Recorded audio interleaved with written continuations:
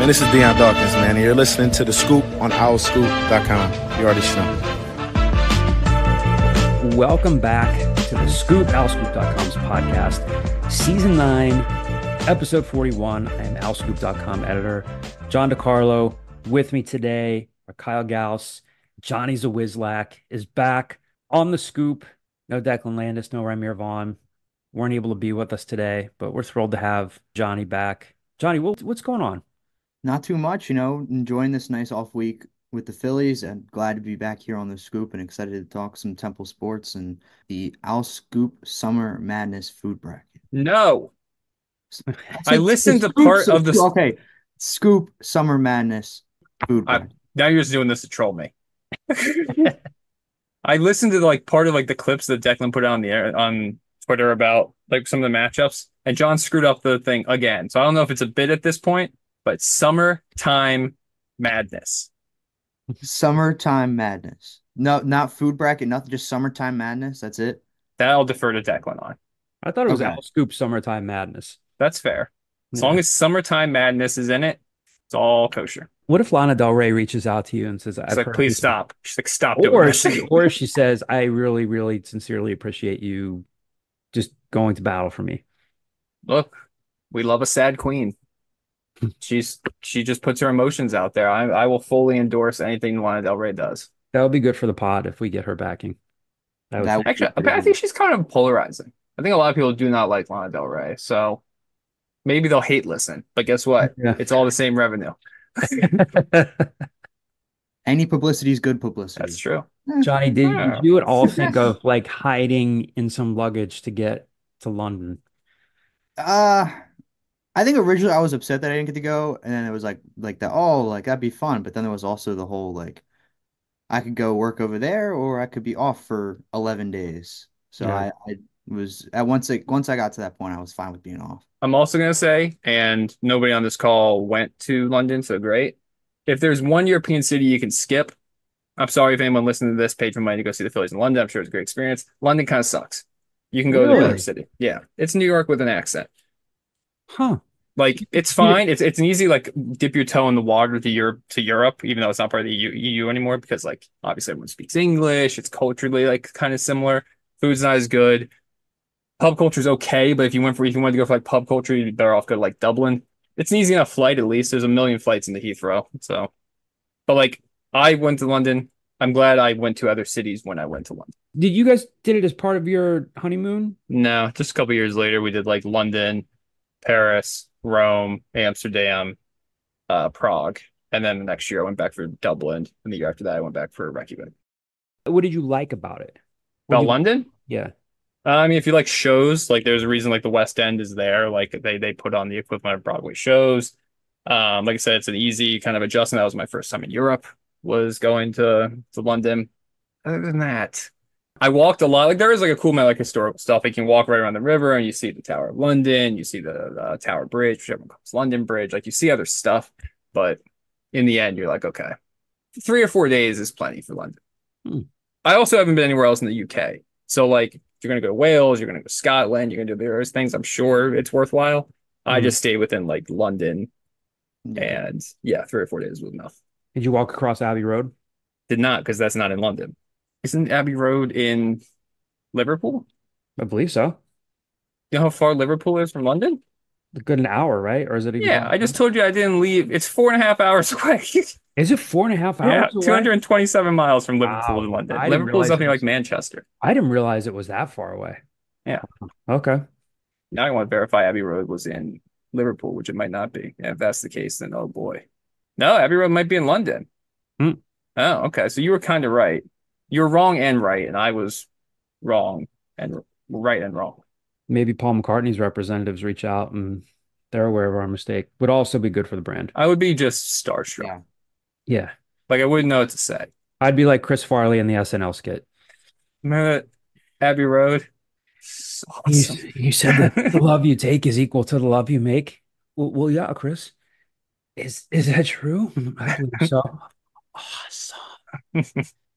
Johnny you weren't even alive for those SNL episodes. I don't even know. Were you? I would have been probably, because it was mostly Farley was in there until 96, 95. He got fired in like 95, I thought. Yeah. Which means he was only there for like 3 or 4 years. Yeah. Yeah. So I was alive during that time.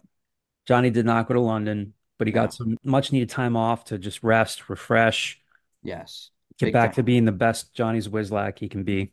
You'll hear part of my interview with Dionte Christmas. I think all of you as listeners and Temple fans are really going to enjoy this. I actually spent close to 2 hours with Dionte Christmas last week. He is super fun to talk to. We've had him on the scoop before.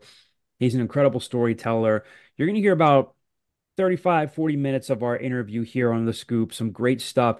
The reason why we're talking to him, of course, is he was recently named to Temple's most recent Hall of Fame class. So a good portion of this episode will be part of that interview with Dionte Christmas. I think we're going to break out other parts of it maybe next month, later this month or next month. We could do a Christmas in July thing. He just told a ton of good stories. What you'll hear today, as you're listening to this on the podcast, you'll hear about his time at Temple, what Fran Dunphy meant to him, just his early days of playing, some cool behind the scenes stories about practice. And then he also talked about his friendship with Ben Simmons. He's seen a side of Ben Simmons a lot of Philadelphia fans haven't. As you guys know, if you're a Sixers fan, very polarizing figure up there with Carson Wentz, high draft picks that just didn't work out.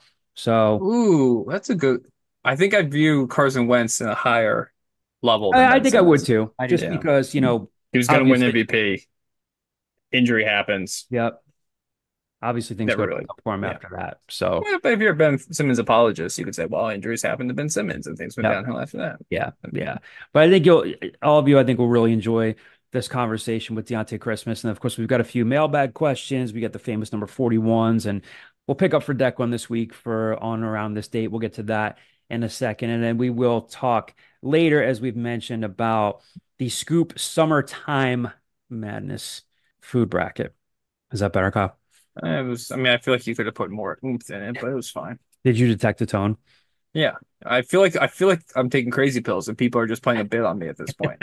And like me vocalizing that I think it's a bit is going to make it more likely for it to become a bit. I get this, but If we could only get Jordan and Haley to walk around the house saying it. Jordan would just say it constantly if he Yeah. knew it annoyed me. He would just find Yeah. his way. I love that.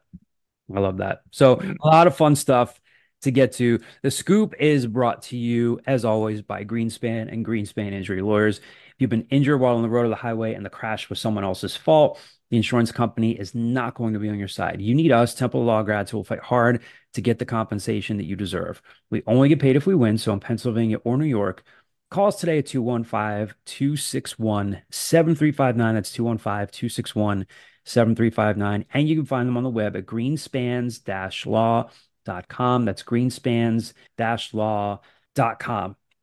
Famous number 41s, guys. I think this things open up a little bit more. It's a good one. It's a lot better. Yeah. Eddie Matthews, who mostly played with the Milwaukee Braves, so he's not that high up in my list, but Eddie Matthews is there. Another former Brave. It was kind of like a Major League Baseball journeyman. The left-handed power hitter. What like era? The 70s, 80s. Oh, I don't Darrell Evans. know. There's the obvious one, Dirk. Dirk Nowitzki. Yeah. Yeah. Dirk's there. One of the best hitting catchers of the early 2000s, later became an all-star first baseman for the Tigers, was in a clue on Jeopardy last night. Really? Not watch Jeopardy, so I don't know. Victor Mhm. Martinez Oh. was a hell of a catcher hell of a hitter for the Indians. Then went to the Tigers. Also, never heard this guy, but I love his name. LaSalle Thompson had Yeah. had like a 15-year career in the NBA. Yeah. Yeah, good name. There are two quirky ones that I thought of. Zane Smith was a left-handed pitcher for the Pirates. Didn't he also pitch for the Braves? Name doesn't sound familiar, but it's possible. Oh, no. Maybe the Expos? Pitched for the Pirates during that run where they just could not get to the World Series. Couldn't get past the Reds. The duration of their franchise is kind of the way I would describe the Pirates. Pirates couldn't get to the World Series. They've won a couple. They won it. What? They won in 60, 71, and 79, right? Those You were only alive for one of those. Yeah, and I don't. So that's how far away it is from my memory. Yeah. Just because Carolina Sam will kill us, Tom Seaver. Yeah. Yeah. He wore that with the Mets and the Reds. They were with everybody. Yeah. Yeah. Keith Byers, fullback out of Ohio Yeah. State, played for the Buddy Ryan Eagles. Yep. We should pay tribute to the late Jared Alwan, wore it for Temple, passed away. Has it been 2 years now? 2 or 3. Yeah. It's definitely during COVID. Mike Jensen wrote a really, really good piece about him in the Inquirer. So real quick, my go-to Jared Alwyn memory isn't even on the field. It's during a Matt Rule camp, like right after, like it was the summer going into his freshman year. So he was like 18 years old coming out of Camden Catholic. Yes. Yeah. He was like on the field instructor, just like drilling these kids. And I'm like, and I remember at the time being like, he's 9 months older than them. Yeah. Like there's a good chance that some of these people are older than him, and he's just Mhm. running them through drills. So that sticks out in my head. Later got into coaching too. Yeah. Another one that I thought of and had to double check this one, a former Xavier player who had a sneaky long career in the NBA. Not David West. No, but I believe of that era. I don't know if they overlapped. Hmm. Those are JP. JP? No, I don't know. But James Posey. James Posey, I didn't even know he played Xavier. That's how far off my head. But he was around forever. He Wait, was in the NBA for a long time. let me double check that. And he James played Posey. 41. He was 1999 draft. Was he there right before David West then? David West got drafted 4 years later. I don't think they overlapped. Oh, okay. He probably hosted them on his recruiting visit. Yeah. I'm just gonna Yes. put that out there. Now, on or around this date, so if we're recording this on Wednesday, June 12th, if we're going to release it on June 13th, my birthday eve. Definitely knew that. Yeah. I have it saved in my phone. We've You had this do? conversation on the scoop before, and I saved it in my phone. Like this is the only reason I keep Facebook. Is because I get I those can get the notifications. It's so and notification. so's birthday today. I'm like, ah, crap. Otherwise, I would be donezo. So on or around this date, June 13th, I'm not going to do this as well as Declan. Declan does. In 1971, June 13th, 1971, the New York Times published this important set of documents relating to the US's involvement in the Vietnam War. I think it's called the Vietnam Papers. Close.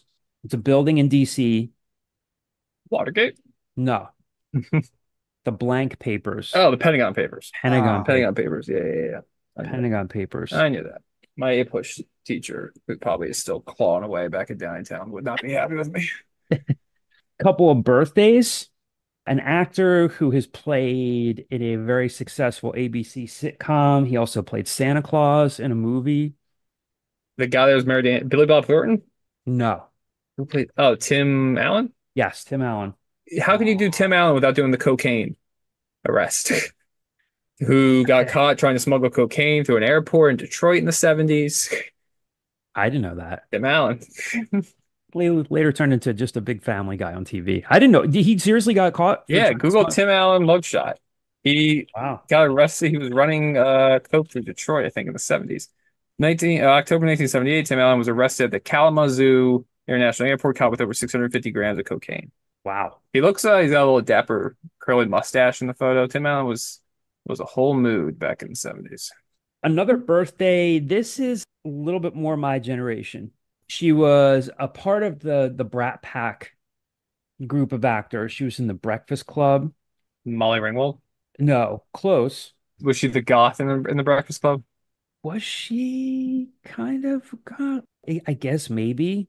I mean, there's like an alternative girl in the Breakfast Club. Yeah, so like that's pretty much her. She was also Ali Sheedy. Yes, Ali Sheedy. Okay, she was dating he dated somebody of note right after that, I thought.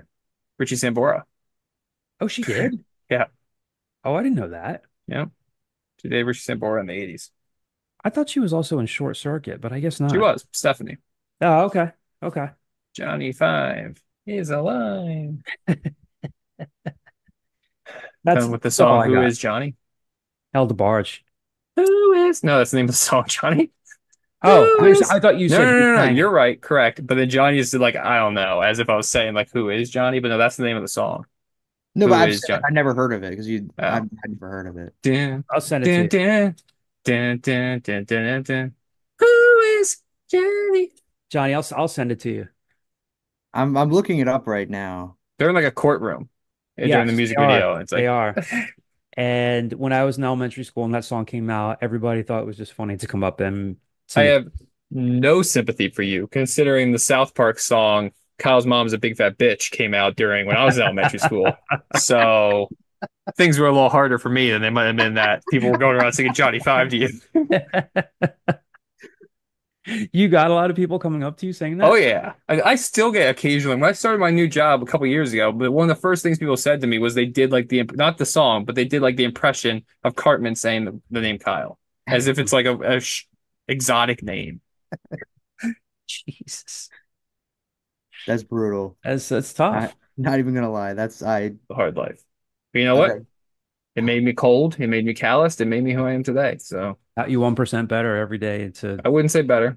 1% different every day. 1% So, different. so would you credit South Park for the creation of who Kyle Gauss is today? Yeah, for a number of reasons. I think like legitimately it like also hit at the time when like my sense of humor was forming. So like South Park Mhm. influenced a lot of that in the late 90s, early 2000s. So I'd give it a lot for a lot of reasons. For some reason, my parents did not care about me watching South Park. I could not have cared less. Could like whatever you want to do. Sorry, I'm looking at the music video now, and this is one of the weirdest music videos I've ever seen. Yeah, it's The a answer weird to any one. question you have is it was the 80s. Yeah. Just a decadent, crazy time. It's just I can't. I mean, maybe it would make more sense with the song playing, but none of this makes sense at In the all. end of, I don't know if it's Short Circuit 1 or Short Circuit 2, the robot gets destroyed, and they all just accept when we rebuild him, we're gonna gold plate him. He's now a gold plated robot. Like, what? That doesn't seem practical. It's a relatively soft metal. He seems like he's gonna need harder metal. Instead, they gold. He's a gold robot now, and he I also becomes a U.S. citizen because why not? He didn't Yeah. pass the citizenship test, as far as I know. He didn't There's a establish residency. Instead, they said, "Here you go."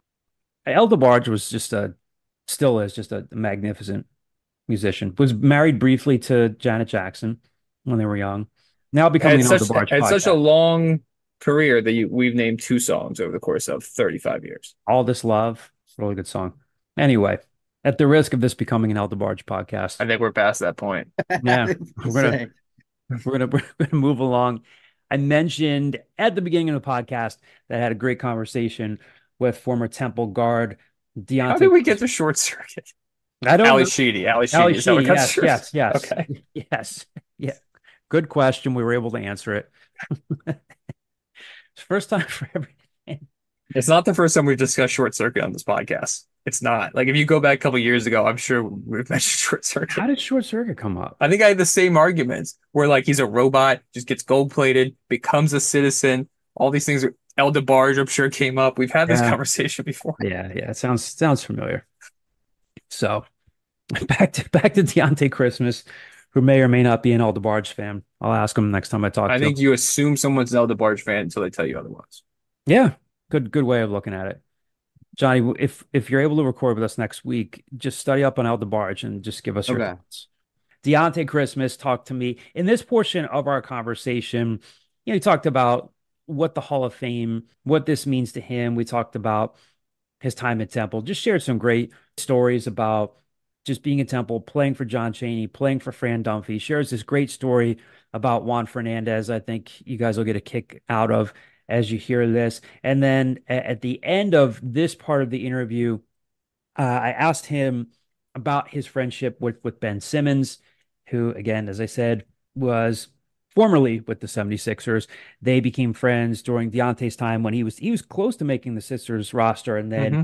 had the Achilles injury, which really set him back. But covered a lot of ground, a lot of great stuff here. And like I said, OwlScoop subscribers will get to hear later on this summer, probably part two, maybe even part three of that conversation. Like I said, we sat down for close to 2 hours. And at the end, I said, hey, I should let you go. We've been talking for 2 hours. And he's a great storyteller. Enjoy this interview. And then we will have more stuff for you on the other side.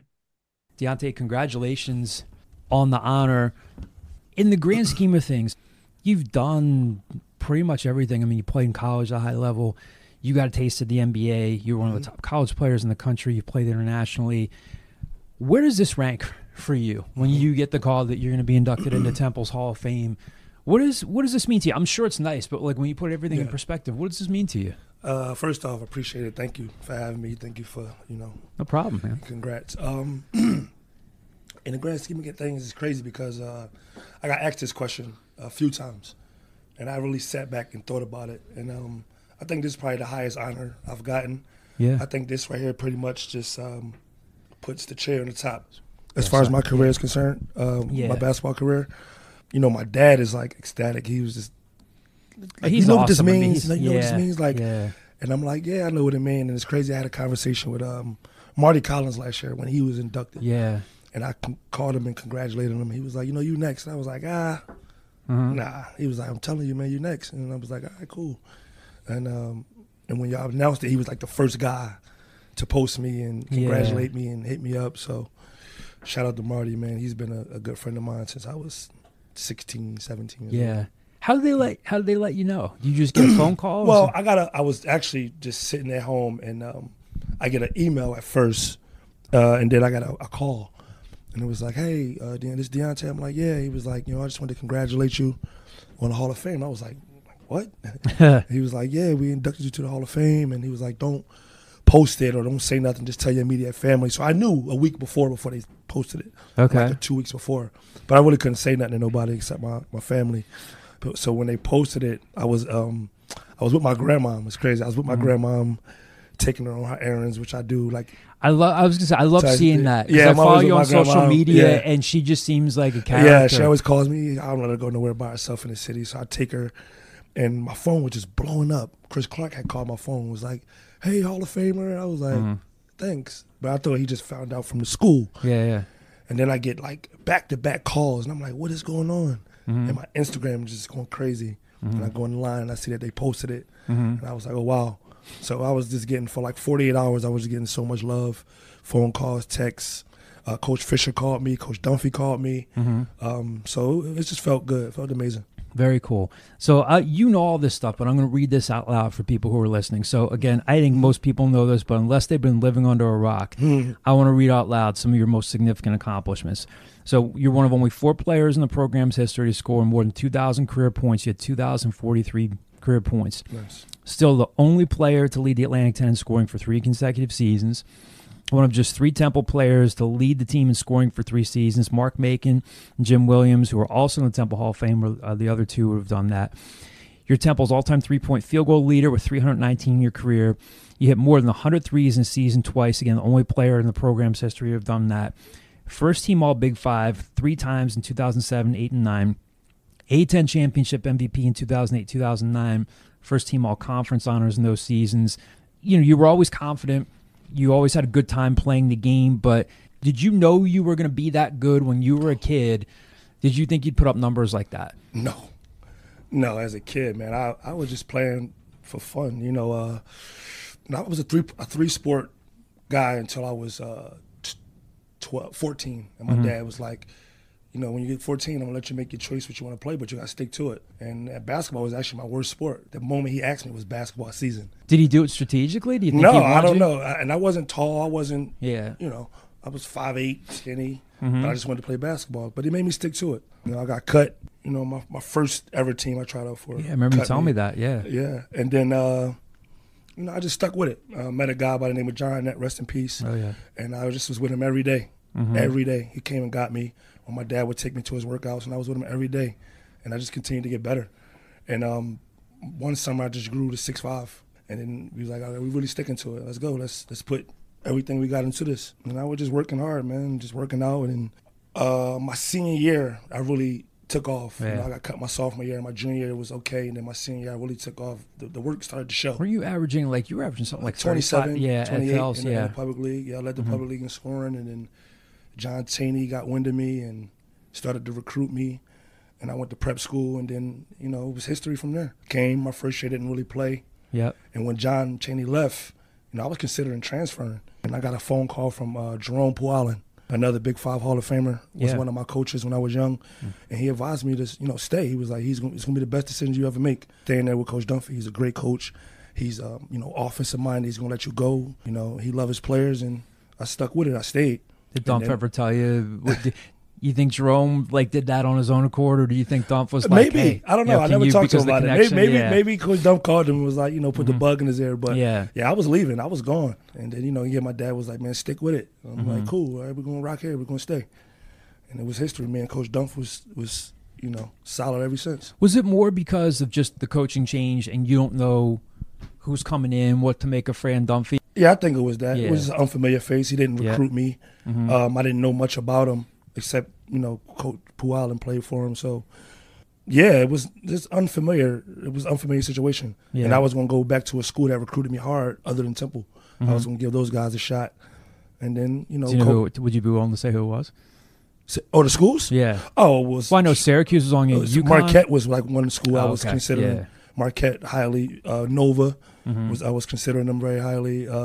USC was another one, but I didn't want to go far from home, so Temple made sense. To think if Dionte Christmas went to Villanova, Temple fans probably would never have been able to get over that. And the crazy thing is, I tell people all the time, like to the day with the NIL deals and stuff, I was like, it may have not been a Temple Dionte Christmas. I may have left and probably went they giving out astronomical numbers for these kids, man. Yeah, if you've heard anything about what Wilga just got to I know. There. My God. I know 2 days ago, yeah. Look, more power to him. Yeah, but absolutely. I was going to ask you that down the line. But you kind of answered that question. Would you have stayed at Temple all 4 years? Honestly, honestly, I don't know. Honestly, because the way I was brought up, the way I was, moral. My dad probably be like, "Man, we sticking with it. If Temple can just give us whatever," because my family wasn't really struggling for nothing, for money, or both my mom and dad worked good jobs, so it wasn't like struggling or I needed the money. Yeah. So I may have stayed because, again, I was told, it's not always about the money; it's about the situation. Yep. I was already here. I had the ball. I was familiar with Coach Dunphy, my teammates. So who knows? Who knows? But the numbers that they're throwing out, man, is like, how can you deny it? Oh, yeah. The short time that you had with Coach Chaney, again, I appreciate this. It's always great talking to you. We've had you on the pod before, and you've always told some great stories. Yeah. The short time that you had with John Chaney, he used to say when he looked back, he would see faces. When you look back, he would even before memories, to say, I just see faces that flash in my mind. And that always stuck with me. When you think of the short time you had with him, I know you've probably got 1,000,001 stories. Yeah. What hits you when your mind gets quiet and you maybe miss him and think about him? What resonates with you most? It's a lot, man. Coach Chaney was so cool, man. He's just a very stern, upfront guy, man. He's not going to BS around. If he say something, he mean it. Never going to lie to you. Never going to blow smoke up your butt. He's always going to keep it real with you. And that's one thing I loved about him, because coming from that culture, from John Harnett and my past coaches, I needed someone like that. And he taught me a lot, man. He builds you up, break you down, build you back up. So I love Coach Chaney, man. He always came back, like even when he left, he was around, and we would just talk. And he would just say crazy stuff I can't say on air, but he would say crazy stuff. You can. It's a podcast. Yeah, he would just talk shit, talking shit and man, he always asks about my parents. He always just show love. If I needed him, I can call him, see him around. If I seen Coach Chaney down the street, I would run 3 blocks to get Coach Chaney, and we'd just walk and talk. And I'd go in his office, we'd close the door, talk for another 2 hours. As you know, Coach Chaney can talk. Oh, yeah. You said like you needed that, and you talked about, I wanted to ask you about John too, because I got to talk to John Harnett maybe a handful of times in my life. I think I told you this before. He shared a real funny story about how he was trying to build Samaj Inge up. And he was like, Samaj said he was from Camden, and John was like, you're not really from Camden. Not a Camden You're kid. too nice. And he was like, can you, again, like, it's a shame today's generation does not know John. And I think there are some people who have kind of picked up the torch, but not the way he did it. Absolutely. He was never self-serving, wasn't asking for money from guys. No. Like, tell people, like, if you had to describe a 19, 20, 21, 22-year-old kid today who John Harnett was and crystallize it for him, what would you say? He was like everybody's second dad, if not people's dads. Yeah. Some kids didn't have fathers. So to me, when I left my dad, he was my second dad. You know, he made sure he made things happen for a lot of kids, man. He saved a lot of lives in the city. And he didn't just take kids that were good. He built us up from literally, I couldn't walk and chew gum at the same time, man. And just being with him every day, and he made sure I was there. And guys like DJ Newbill, Marty Collins. We were kids that nobody even paid attention to. Yep. And he always told us, if you're good, they're gonna find you. Yep. And I wonder, like, why we don't go to this tournament? We're gonna stay right here. If you're good, they're gonna find you. And lo and behold, they did. You know, and I take that from him. You know, he knew what he wanted to do and he stuck with it, and it worked for many years. What made him such a good teacher? Because I remember just talking to him once. I said, "Did you play?" He was like, "Look at me. I'm a short, chubby guy. You think I'd play anywhere?" I was like, "But I know you know the game." He knew the what game kind so of well. a teacher was he? How did he make you better? I've heard stories about like how he made Mark Jackson play full court to get in shape as a big man. Because when Mark transferred from VCU, he was sort of out of shape, and then he got cut up, and he would make him play full court. What kind of a basketball teacher was he? Because he just he's a genius, man. He just knew how to get you to buy in. You know, like you have certain coaches that just have that. Like when you see Fran Dunphy, when he walk in, you just believe it. And he makes you believe you can run through this wall unharmed and it's something better on the other side. He makes you believe that. Yeah. And he shows you the path, the way to do it. Is either you're going to do it or you don't. Because he's had Aaron McKees and these guys, all these guys he's coached and mentored. Yeah. And it's like, damn, I want to get there. What do I have to do? He just give you the blueprint. Work hard every day. Do this, do this, do this, do this, do this, do this. You know, he was the first person to tell me about just everything, man. He was a great mentor to not just me, but hundreds of people in the city, man. Lots of people, man. His door was always open. If you was a pro, if you were a kid trying to get better, it was always open to people in the city. And I seen that at a young age. But yeah, it was some fun times, man. Yeah. Every day I was with this guy. Every day. Talk me through the transition from John Chaney to Dumph. Like you went through it. Like you can talk about it, Chris can talk about it, Dustin Salisbury. Like I remember it might have been in Coach Chaney's last year, and I loved Coach Chaney to death. But you know how much talking he would do. Yeah. I remember seeing Dustin somewhere on Cecil B, and he just bought like a breakfast sandwich, and he was going into practice. I was like, "You're going to eat that before going into practice?" He goes, "Oh, I'm sorry. You're of the impression that we're going to be running." Yeah. He was like, "I'm going to have time to digest this for 2 hours." Sit there and talk literally for 2 hours. Yeah, and then Dumph comes in. He was like, no breakfast sandwiches before practice. Nah. Like, and I always thought that totally different. Yeah, but Dumph and Chaney were similar and different. How would you like compare and contrast them? Similar as far as the genius, knowing X's and O's, and knowing the game, knowing them guys are geniuses, man. But as far as in practice and things like that, it was totally different. Dumphy was much younger. Yeah. So he was more letting us go, play, practice. Coach Chaney was older. He was a teacher. Yeah. So he liked to teach a lot. Coach Dumphy more of, I'm going to tell you, go out there, you mess up, then we're going to figure it out. And that's what I liked about Coach Dumphy. He was more younger, and he understood us a little more. Coach Chaney was getting older, going out the door, but he still had his ways. Yeah. He didn't like certain things, but the game was actually changing at that time, to outside in instead of inside out. Yep. And it was changing slowly. And by the time I seen year, it just me, Steph Curry's, just shooting the ball, Jimmer Fredette's, all these guys. Yeah. Before it was more, we need a big man, we need this, and it just changed. Villanova came with that 4-guard offense, and so Coach Chaney kind of, his stuff was kind of getting, it was just stagnant. But they both were just geniuses, man. Coach Chaney, best zone I've ever seen in my life. He's a great defensive coach. And he loves his guys. If you're his guy, you're Coach Chaney's guy. Oh, yeah. He's going to make sure he will make it happen for you. Guys like you, Khalif, some other guys had that similar experience where Khalif was different because he played for Dumph the whole time. You experienced the coaching chase. You don't play that much your freshman year. No. And then there's the progression to your sophomore year. I know for you it was a little different because, like I said, there was a coaching change. Yeah. And you had some moments as a freshman, even more than Khalif. What unlocked for you from your freshman year to your sophomore year where you took off? I wouldn't say unlocked. It was there. It's just opportunity. As the saying I always hear, when preparation meets opportunity, it brings success. I was out, again, with John Nett every day. Even on the days I didn't play, I'm still going to work out with him. So it was there, and he just just wait your turn. And I was like, cool. But I'm like, I'm so impatient because I'm just coming from prep school averaging 20, high school averaging 30. So I know it's there. I know I can play. And I can play any style of basketball because I was training with John Nett and playing, street ball or whatever. I had different ways of playing. So when Coach Dunphy came with his system, I fit right in. And then, unfortunately, that year, Mark Tyndall sat for 6 games because of academics and came back. And then it was just basically me. And that was my spot. And I just scored like the first 6 games, like 20-something points. And Coach like, okay, we got something. I was like, it was there. I knew it was there because I put the work in every day. Yeah. And all I knew was basketball. I mean, that was my main focus. So it was there, but Coach Dunphy just gave me that opportunity. For the podcast that we just released, I talked to Lou Parisi. He's he's leading the new NIL collective that's going to be working with the TUFF Fund.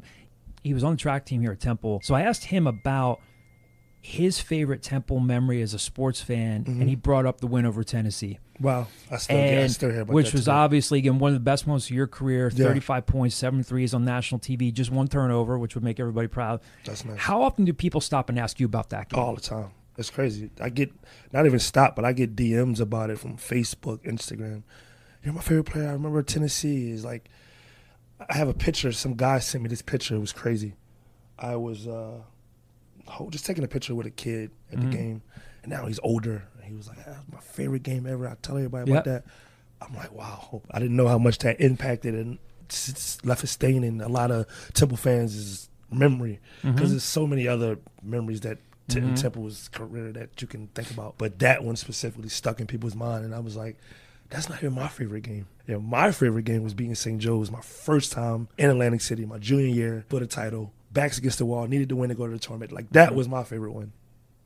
That was my favorite game. So, like, Tennessee was in there, but that was, like, my favorite game.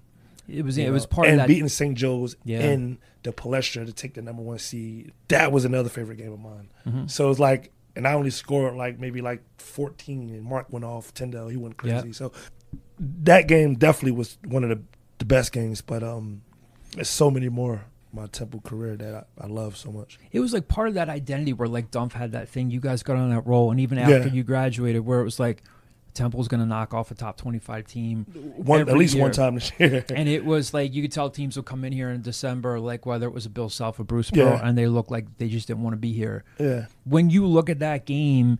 And, like, you know, again, I think that, like, fans storm the court. Yeah. Like, is it cool now when you just talked about, like, when people resonate with you, like, oh, my God, like, people keep bringing that up. Yeah. You've played in the NBA, you've experienced great things. Nothing like. Is it cool when fans just come up and they say that to you, even if it's just, like, a random day? Like, I'm not even thinking about basketball right now, and somebody brings that up. Yeah, like, when I used to just come down here and eat with people, or, you know, I would see just random people would come up to me and start talking hoops and how they miss seeing me play, and our team was great, and we started the Dunphy era. It just goes on and on and on and on. I love it, though. I love it because, you know, I gave people something to cheer for, and at that time, I think Temple, we was on like a low drought of winning and getting support from people. And then when Dunphy came, we kind of did it together. Dunphy first year, my first year with him, and we turned this thing around. And from there on, we got championships and just got Temple back to where Temple needed to be. People weigh in all sorts of different ways on Dom, from like, wow, I wish he were on the tournament more, and I get that. But he has one down year, taking over for one of the greatest coaches of all time. Yeah. One down year, and then boom, just goes on the tournament. Can you kind of crystallize for people just how big of a turnaround that was? Because there were some people saying like, hey, it might take Dom for like 3 or 4 years, and he did it quickly.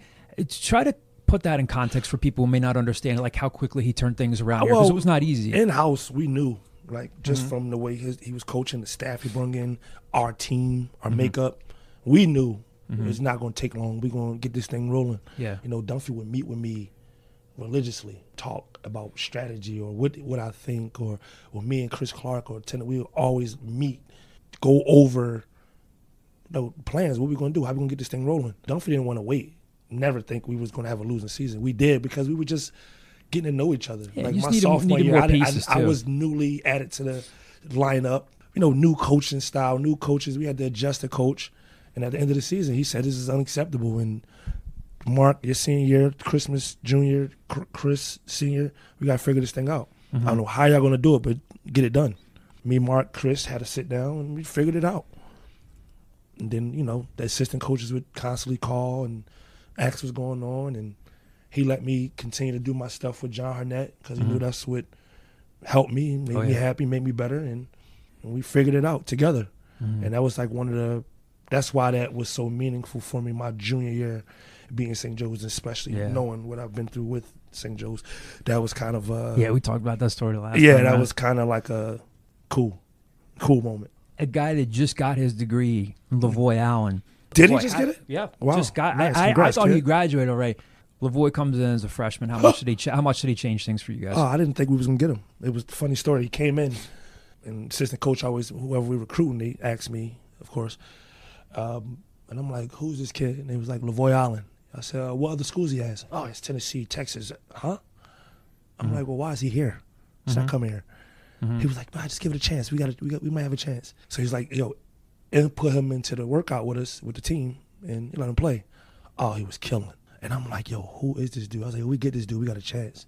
And I want to say about 3 days later, coach called me like, "Hey, we got him." I'm like, "What?" Oh man, from the moment he stepped on the campus, man, it was just a drastic change.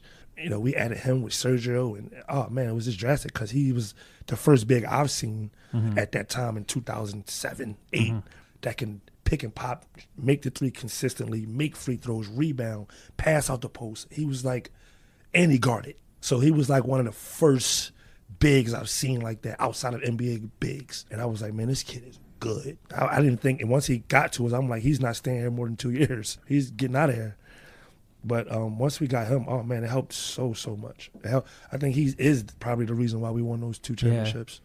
I can't remember if like Matt Langle told me the story. It might have even been like Jeff Wilson. Like the coaches didn't Lavoy play things really close to the vest where nobody had no idea where he was going to go. Nobody. And I think they got the call when they were in practice. He committed to someone over the phone and called it. And like, we got Lavoy Allen. That was nuts. I was like, wow. I was like, yeah, that was probably one of the biggest signs. And also when we got Juan Fernandez, when he came to practice, I was like, where y'all find us do that? He was like killing. I was like joking with Lou, like, he's taking your spot. I'm getting under Lou, and Lou was like, man, no, he's not. And they started battling, and Juan couldn't speak English. He was just going crazy.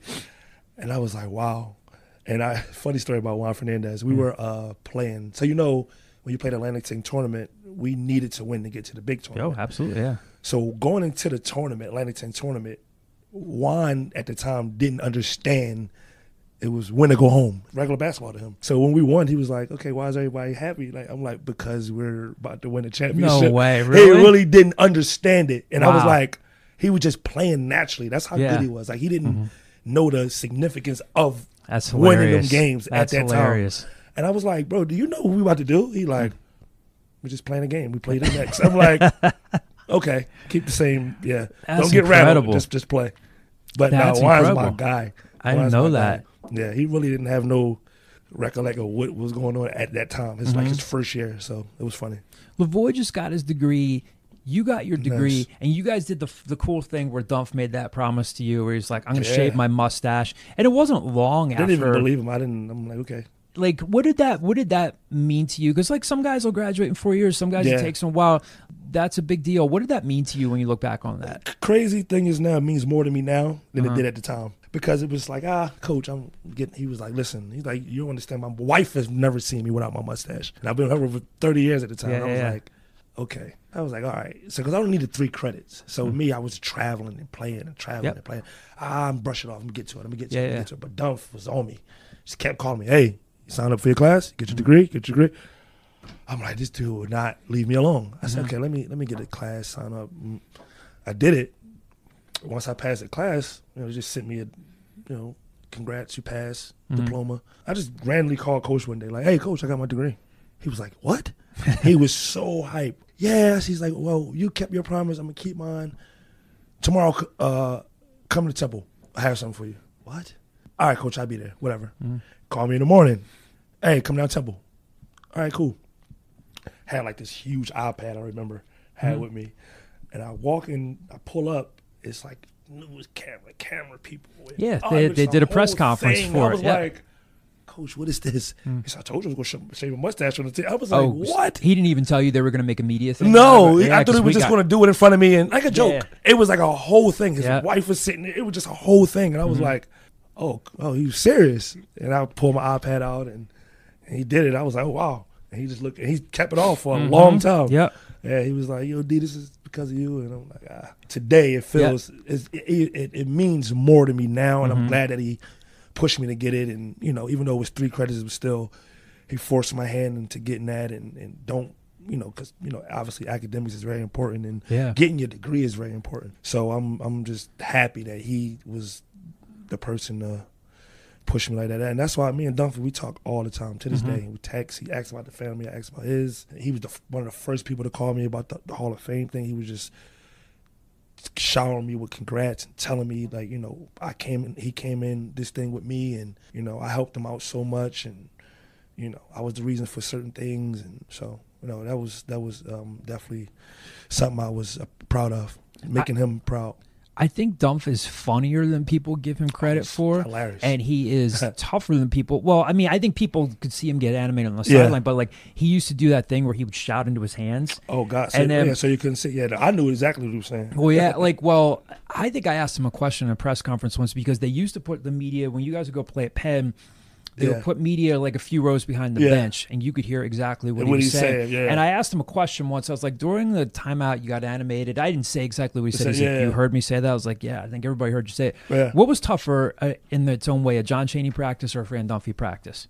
Well, again, like I said, John Chaney was more of a teacher. So it really wasn't tough. So like if you thought you was going to beat somebody out of their position in practice, we sat and we literally talked. We had run a play. We did something wrong. John, stop. Talk for 30 minutes. Run a play, stop, blah, blah. Coach going to let you battle it out. I'm talking about we had fist fights in practice, like literal fist fights. Wow. With Dunphy. Yeah, because it was that intense. Wow. And he made guys earn everything they had. You have to earn your minutes. You have to earn this. You have to earn this. You have to earn this. He kept stats in practice like a real game. Yeah. And like we couldn't wait to kill each other and break each other's neck in practice. And I'm talking about like literal fist fights, break out in the middle of practice. Who'd you fight with in practice? Me, no. But other teammates, like you had a Samaj and Martavis Key fist fight. During practice. Coach let him fight, looked at him. Okay, get out of practice. Bye. Next up, literal, keep it going. It was just how we got. Like, I'm talking about, Mark Tyndall will probably hate me for saying this story, but I remember one time in practice, we going at it. And Mark Tyndall and Samaj Ends gets into it, like a yelling match. We beat you, blah, blah, blah, yelling match. So we're like, break it up. We got to break it up. They're like, check ball. Mark said, I'm guarding Samaj. Yeah, and they guarding him. And I'm talking about Samaj just ripped one time and just went down and just boom on Mark. And Mark looked at him. It just got really quiet. Everybody's really quiet. We looked. Like, all right, we kept playing, and we went in the locker room, and everybody looked, and we just started busting out laughing, like everybody. Like, it was so funny because he was like, I wasn't expecting that. After that shouting match, it was funny, man. But no, we just had to. That's the type of team we was, man. We loved each other, man, and we played for each other. And everybody I thought the coaching staff brung in kind of fit that culture, and that's why I think we were so successful. You bringing up Samaj, my guy. Like guys like Samaj and Serge. Not to say you guys all had to work to get better. Yeah. But I think of Samaj and Sergio almost as two guys who, when they got here, X Factors, man. They were, well, not only that, they really progressed. Like Samaj was rough around the edges when he got here. Danny recruited him on like potential. Yeah. Serge, people looked at him like, here's this goofy kid from Spain. So much better, man. Serge. Both those guys got. Are those two of the guys that you think of where you think that's Fran Dunphy, like just molding these guys like clay? Well, that and part of them themselves, because Serge put a lot of work in, man. Like, Serge, like, again, he was another guy that couldn't speak English and everything, but he was working, man. And again, Lavoy Allen is the reason why Sergio is better, because he challenged him. When Lavoy came in, we knew flat out Lavoy is going to play. What you going to do about it? And he challenged Lavoy every day. Lavoy challenged him every day. Our big core was amazing. Michael Eric, shout out to him. He's still making hella money just overseas. Got inducted into the Church Farm Hall of Fame. Man, he's great. He was him, Craig Williams. Those guys challenge each other every day. And our guards, man, me, Tyndall, Samad, we challenge each other every day. And just to think about that core, man, we were crazy. We were nuts, man. Like, and them guys made me better. Even our walk-ons. Our walk-ons got into fights with us because, hey, you guard Dionte and Tyndall like they in the game. I'm talking about. And coach wasn't calling nothing. Get on me, fights, but they challenged us every day, man. Every day, man. Shout out to those guys, man. Those guys came in every day, even though they knew they wasn't playing a lot. They still, and we played for them. Like, we wanted to blow teams out so they can play. Yeah, and that's the things I try to tell these kids now when I'm coaching. Like, play for each other, man. Don't just play for you. I know this guy busting his ass every day in practice. I want him to get some minutes. I want him to play. I'm playing for him. So That's how it was. Like I wanted to beat these teams. We wanted to beat up on guys because we beating up each other every day. So let's beat up on somebody else. That's a cool way of looking at it. So yeah, it was cool, man. We practice. Games were easy, man. Practice was hard. Yeah. Coach Dunphy, he came in every day with a different attitude. Coach was crazy. He may not be like that now. I went to a practice, LaSalle practice. I was surprised. Yeah. I said, yo, you're soft, man. I think Shiz said that soft. too. Like, yeah, he's soft, man. He used to come in and start kicking balls everywhere and just yelling. And what's the funniest thing he has ever said? Oh my God, Coach was crazy because he had some sayings, right? Just like Chaney did. Be a motherfucker. He said every day, you're not a motherfucker. Yep. He said, you think these scouts are here watching you? No, you're not a fucking motherfucker. He was crazy. Coach was crazy, man. He was crazy. Yeah. But he always had my back, man. And he would take the shirt off his back for his guys, for his boys. Like I remember the one time I split my finger in Duquesne. I think you remember that game. I had a great game. It was my first year playing. I was a sophomore. And he stayed. He went to the hospital with me. And he's like, the bus not leaving until you, he sat and really talked to me like, yo, you're one of the hardest playing guys I've ever coached. And he was like, thank you. And he was just sitting there, I'm getting stitched. And we were just talking for like an hour. And even the incident that happened in Atlantic City, I don't think you remember, when the opposing team's fan called my dad the N-word. And they kicked my dad out and locked him up at the bottom of the thing. Oh, that I didn't know. And it was like my last game. Like if I lost, my season was over. My senior year. Oh. It was the game before the championship. Yeah. So, I always check and see. Who were you guys playing? Was it? We were playing St. Joe's. St. Joe's, and we won. No, it was the first game. I'm sorry, the first game. We played St. Joe's. I remember because I was a St. Joe's fan. And my dad get kicked out. We lose. I'm done my senior year. And so they threw a racial slur at your dad. Your dad retaliated. No, my dad get up. And, he was walking. God, sit down, whatever. My dad was trying to find him, and the cops came and got him. Like that. I remember hearing a little bit about this. Yeah, and so Coach Dunphy got wind of it. I got wind of it because I always look for my parents at the end of the game. My mom told me what happened, and I was kind of like messed up in the head about that. Sure. But Coach Dunphy had called me and was like, "Come to my room." And he sat there and talked to me for about an hour and was like, "Yo, your pop cool and everything," and just checked on my family, checked on me, made sure I was good. That's cool. And he just told me like, "Yo, we gonna win this thing together. Like, let's go, let's get another one." And kept my head in it. Kept my head in it. Like it was a lot of things that Coach Dunphy got me through as far as college. So, and that was one of them. That was a challenging time, and I still went out there and played. And then the next day, Coach made sure my dad had like security near him. That's awesome. Yeah, it was. He made sure everything was good where we was comfortable. I was comfortable. So yeah, shout out to Coach, man. He was always there for me and always gave me words of encouragement. Bust my ass a lot too. Oh yeah. But when it was all said and done, he'd pull me back and encourage me. Like the Tennessee game. Nobody know. Like when I went in the halftime, he told everybody to leave. He grabbed me. Yo, you think you're an NBA player? You're a pro? I was like, yeah. Well, this is time to do it. He said, I'm calling the first 5 plays for you, and you make something happen. That's great. And the rest was history. And he looked at me like, yeah. Like, you're supposed to do this. He never was too high, never was too low. He was always medium. And I was like, he's not happy. And he looked at me like, you're supposed to do this. I believe in you. I see you every day. I was like, wow. So it was cool, man. Sometimes at Temple, man. Oh, yeah. I think we've talked about this before, but, like, there are a lot of guys that have been fan favorites here. People love Lynn Greer. People love Khalif.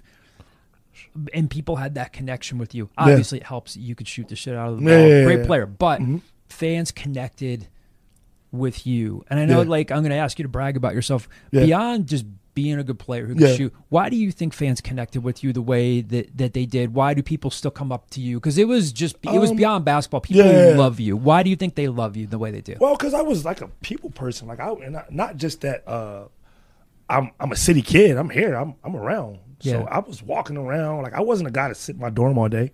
Like we had players like that just didn't come out. I was out. I was going to different things, and different events, and I went to a lot of volleyball games. I went to a lot of I like to go to every sport. Yeah. A lot of football games. I went to people loved you in Lock K. I went to all the sports. I used to love going to the what was our day? The Cherry and White Day. I used to interact with a lot of people.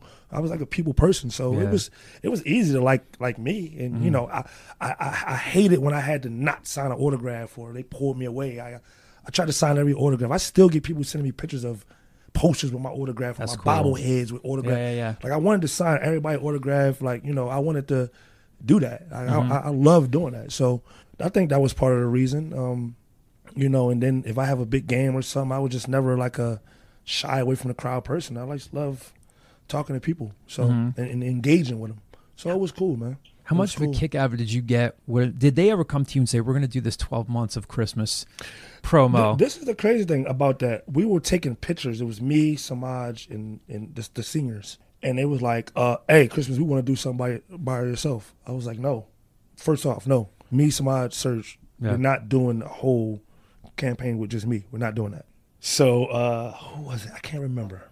Larry Doc? Probably I think Larry Doc pulled me to the side and was like, listen, I get what you're trying to do and all this, but you know, we're pushing like all American. This is what people like. Blah, blah, blah, blah. I said, well, cool. How about this? I want something with my singers. Like I want that. Like we have to be on a book, poster, something. He was like, cool. So I'm like, all right, bet. I tell somebody, yeah, we gonna be a poster. That was our highlight of the poster.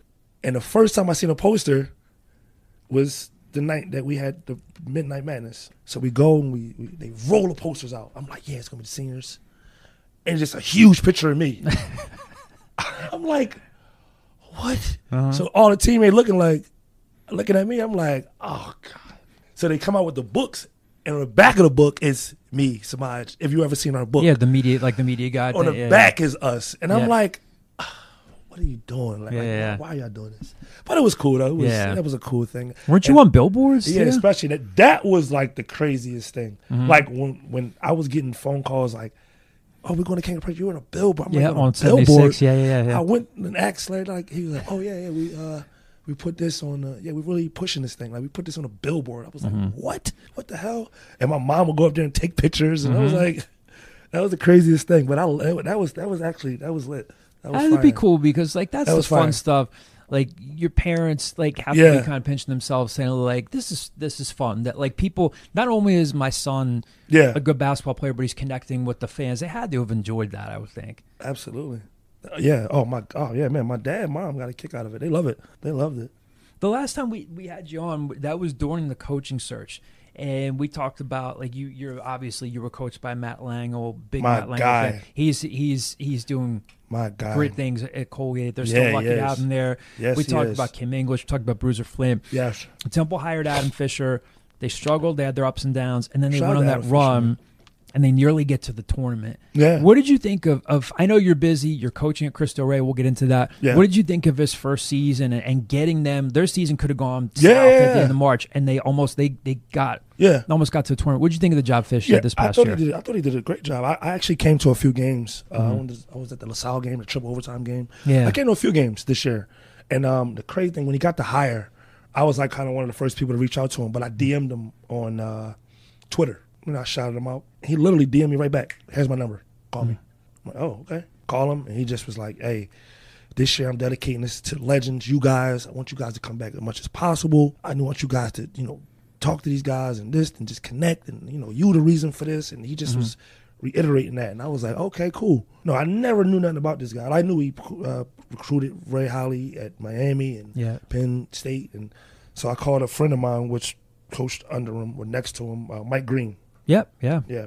And he was telling me a little bit about him, filling me in. And so I wanted to see him for myself. And I came down and we talked, had a good conversation. But I thought he did good, especially the tournament run. I was happy for him. Yeah. And then the job he's doing now in the offseason is amazing. He called me. He was actually one of the first guys that called me, too, for my Hall of Fame and congratulated me again. He was like, let's have lunch. You want me to come? Actually, I should call him now. He said he wanted me to come down, have lunch with him. And so, yeah, I think he's doing an amazing job. I think he's going to be even better going forward. I think he's a guy that people buy into. He's a player's coach. And I think with the whole NIL thing, he's doing good. Like, he's lost like one or two guys, but he's bringing in good guys. Yeah. The Lynn Greer sign was amazing. I like that. I like that son. Jamal Mashburn, son. Yeah, Jamal Mashburn, son. Yeah, it's going to be fun next year. I just wanted to get back to what it used to be, man. I was kind of disappointed coming to a few games. I was like, I don't remember it like this. It was packed when I played. Oh, of course, it used to be packed. Like, I don't know whether that's like, I don't know, star power or because we had a guy from the city or whatever it is. But, like, I was like, man, and the Big Five games used to be packed. Like, packed, man. What did you think of, did you like the fact that what they're doing now with the Big Five at the Wells Fargo Center? I know everybody's I liked that format this year. Yeah, it looked like they were getting good crowds for that. Yeah, I liked that format this year. When I saw it, I was like, oh, wow, I wish we did that. That was nice. That was nice. Just to change it up a little bit, I guess. Yeah. I guess the Palestra is getting kind of maybe, but just to change it up a little bit. I think the Wells Fargo is that's a great format. I liked it a lot. What do you know about like the current roster, like a guy like Zion Stanford or somebody like that? I talk to him a lot. I love Zion Stanford. Yeah, like he's really. I think he's our future. I pray to God he didn't lose him to the portal. Nope. Yeah, as far as I know, he's Fob. I was like, damn. But he did his thing. Fob gave everything he had to Temple, man. And he could have left last year, and he stayed. And much respect to him. He fought through everything and played his butt off last year in the tournament, man. Shout out to him. Shout out to Zion Stanford, man. He's a Philly kid. He's sticking to his guns. He's staying. He's doing his thing. And I think Temple goes as far as how good he plays. And he's the next, and I'm very excited to see him play in the next few years. But just put pieces around him and coach got it, man. I think he's gonna do a great job next year. You brought his name up earlier. Yeah. Ben Simmons. You called him your best friend. Yeah, one of my guys. You know how much of a hot button topic he is in Philly. Yeah. But because I'm genuinely interested to know, tell us about the Ben Simmons that people don't know. Like, again, I think me and you spoke about this earlier off air. Like, all the stuff that people say, and he's a star, man. We don't look at comments. We don't listen to that stuff. And this is crazy. This is how much he doesn't listen to it. This is the funny story. The Atlanta thing, the pass, whatever y'all call it, whatever. So when it happened and that transpired, I'm on the outside looking in, so I hear all get him out of here. I hear all the craziness. On my phone, it's like everything is. So he's like, okay, after the game, we go to his house, we get dinner. He's like, hey, let's go bowling. I said, huh? Where? In Philly? This is when he was in Jersey? Day of the situation. So this is when he's living in Jersey, in the house that Nick Castellanos has? Yeah, Nick's yep. Okay. And we go to his house and eat, and he's like, let's go bowling. I'm like, go bowling? No. Why are you going bowling? And I think you might have seen this clip. It was me and him walking out of somewhere, and the guy was like, Christmas, help. Like, it went viral. Like, so, yeah. So we go bowling. I'm like, in my head, I'm like, this dude really want to go outside after all these people acting crazy. But that goes to show how much he really doesn't listen to that shit. And so, but Ben is a great guy, man. Like, he's another guy, get the shirt off his back. He works extremely hard, man. Like, right now he's in Miami. I'm with him the last 2 or 3 summers I've been with him. He works extremely hard. He doesn't care for what's going on. People question, does he love the game? And it's just weird because I see this kid every day. He's eat, sleep basketball. He can't wait to get on the court. He's pissed he can't play right now. And it was an injury, and people would, he could play. He can't. He couldn't. It's like, if he could, he would. Your friendship goes back to your time with the Sixers. Yeah. Why did you guys click as friends? It's funny. This is how nobody knows the story, but when I tore my Achilles with the 87ers, and this was Ben's first year, and he was going through an injury. And hard moment for you, too, because that was you were on your way back. I was really playing well, too. And when it happened, Ben would be in the – so when it happened, I got my surgery, but my rehab was at the facility where they practice. I would see Joel and them all the time. Me and Joel was actually cool before I knew Ben, but me and Joel was doing his thing. So I was just chilling, but I would see Ben. So we would go in the locker room. I would change, look at his way. I'm looking my way. We don't say nothing to each other. And one day he just turned around. I'm like, yo, what's up? He like, what's up? He like, yo, you from Philly, right? I'm like, yeah. He like you know places to go or you do that? I'm like, yeah. He like, yo, take my number. We can link one day. Cool. So I'm like, all right, it's Ben. He ain't call my phone out. I really don't care. Yeah. And the next day he called me. Hey, what's up? What you doing? I said, I'm doing this. Well, meet me. Come here and let's hang out. Hung out. We just got cool from that day. And then every other day, yo, what you doing after practice? Come to the house, play the game, or go to his house, we chill. And one day we was chilling, and he was just like, hey, I'm going to the Bahamas tomorrow. You want to go? Huh? I'm like, sure, why not? Bring your passport. I got a private jet. We're going to the Bahamas. I got your own room. I'm like, okay. That's when you know someone's a I'm like, first round it was just pick, me, him. It was a very secluded group. It was after the season. He does a vacation and clears his mind, and then he gets back to the court. So I went, and we had a great time out there. He had a private island. It was crazy. We had fun. Came back home, and he was like, hey, I'm going to L.A. Come out with me. All right, cool. Help me work out. So I was just working with him. And then I got cool with his trainers, and they would all revert to me, like hit me up, like, well, we're going to do this with Ben. Boo. And I just work with him. And, but yeah, that's my guy. And that's been since, 2017? Like, that's my guy. I've been knowing Ben since his rookie year, 8 years now. So, and me and him just grew a bond, a relationship. And I'm cool with his family, like his brother Sean and everybody, his uncles, his best friend Taj. He has other friends. Yeah, man, I'm just cool. His mom is wonderful. His dad, great guy. I spoke with him a few times. His other brothers, so they all know who I am. They're familiar with me. They know. I'm a basketball player. What I bring, I don't need nothing from them. I have no ulterior motive. Right. Like you can like me and you can be my friend or not. I don't care. I don't gain nothing from. And he knows, like, even when we out, and when we used to go out, and people would see us, they were like, they'd look at me first before, hey, Christmas. Yeah. Oh, you teaching about your trainer. Yeah. He used to look at me like, oh, you really was like somebody. I'm like, yeah, bro, in Philly. Yeah. So, and it was funny the first couple of times. He was like, and then he knew, like, oh, hey, Christmas. Even when I got the Hall of Fame, he called me, congratulating me. That's awesome. He like, man, that's dope, man. That's fire. I appreciate you. So it's cool hearing that perspective because Ian, like, he's a good dude, man. He's a great dude. It's the talk radio, and I get it. Like, I'm sure he understands like the fair criticism when you're drafted that high. But it's cool hearing that perspective because you know him in a way that other people don't know. He's a great dude, man. And the crazy thing is he loves Philly, man. Like if he had a choice, he would be here. He loves Philadelphia, man. He loves Philly. Has a spot here. He loves Philly, man. He loves coming to the city. And it's crazy how things ended, but. Again, it's a business, and if you're not happy, you're not happy. Yeah. Do what makes you happy. Yeah. And I'm the friend. I don't people. Oh, do y'all talk about basketball? No, I don't talk about basketball. Right. So the game's over. Hey, bro, we eating. What we doing? If you fuck up in basketball, you don't want to hit. Like, you got. If he talk basketball, I'll talk to him. What you think? And I'll tell him. But I'm not. Hey, you play like shit today, or you do it. Oh yeah. You a pro. I was a pro. I played the highest level, but I could never put my feet in your shoes. NBA All-Star, number one pick. I could never. So I'm going to give you my advice that I'm going to give you, but I'm not out here saying, you shouldn't have made that pass. Or I'm not doing that, bro. You know what you did wrong. Yeah. Go watch film. You know how to be a professional. Watch film, fix it, do what you need to do. I'm not sitting here beating you in the head. And I think that's another reason why he rock with me and the guys he has around him, because we don't. People, y'all just tell him. No, we don't. We don't just talk about basketball. But if he asks us, we're definitely going to tell him.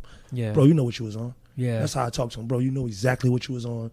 I don't have to tell you play like shit. I don't have to tell you had 8 turnovers or you had 8 points in a playoff game. You got to do better. What do you want me to say to you? Nah. Yeah. And he know what he need to do. And there's times he played like shit and came back the next day and like, yo, I'm about to go. And he go crazy. He have a triple double and get a win. And there you go. I ain't got to say nothing. You know what you're doing.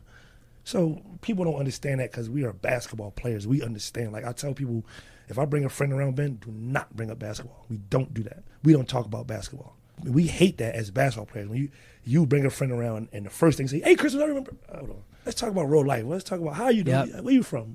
I want to talk real life. I don't want to talk about basketball all the time. That's my life.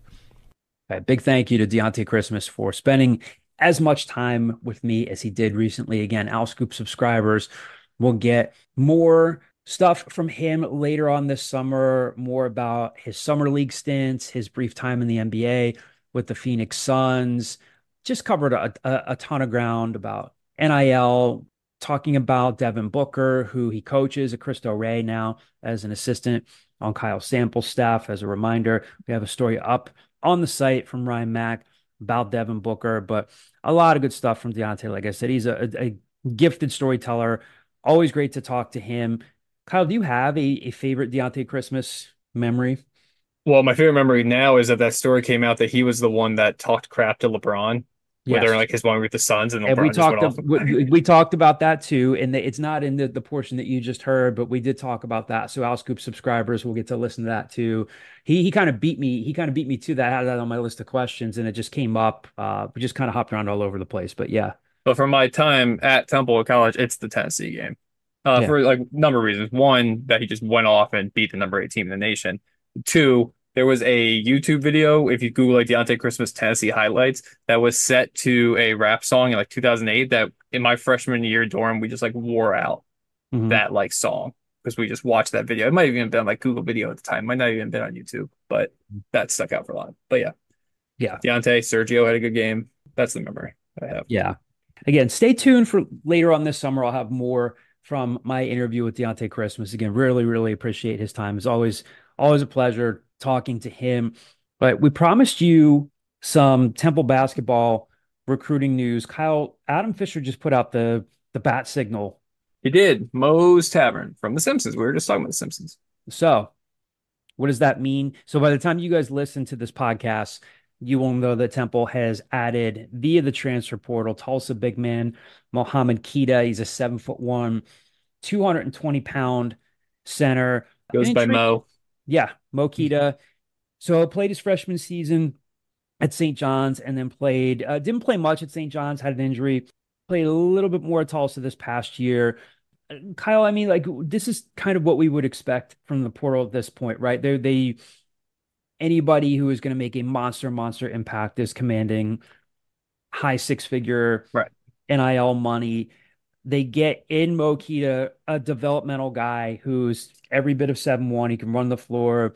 He's a rim protector. He can rebound. Obviously, still improving, but we've talked in past episodes about how, even though Emmanuel Okpomo was never this prolific scorer, he was a guy that they could put in the game to eat up some minutes. And if they were getting pushed around, he presented a bigger image on the court.